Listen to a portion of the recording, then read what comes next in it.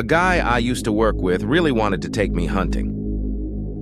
I work at a big retail store as a self-checkout host. Most of my days are spent walking laps and listening to customers saying things like, "I don't work here," or "Why aren't you on the register?" I understood their frustrations. Usually there would be 2 or 3 of us at the self-check and maybe 2 manned registers open. We got a new guy in, we'll call him Terry. Terry always wore a mask as it was 2021 and COVID was still COVIDing. I was training him, telling him to stock candy in bags. He would ask questions anyone would ask.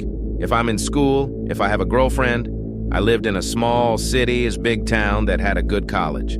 Students from all over the country would come and usually wound up with the prisons or retail. I usually asked the same questions. I told him no on both accounts. He then asked if I ever went hunting. We had a lot of woods and a big forest around the town.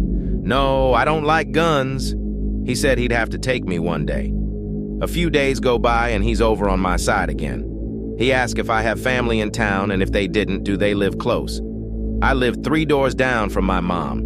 He starts talking about hunting again, how he was out with his buddies and started using pack tactics, where they would box in the prey and finish off. Weird for deer seeing as they flee at the first thought of a noise. He's off for a few days because new hires have problems getting hours for the first 3 weeks. I talked to one of my coworkers, and they tell me he asks a lot about me. The next time I see him, his questions are very telling. "How tall would you say you are? How much do you weigh?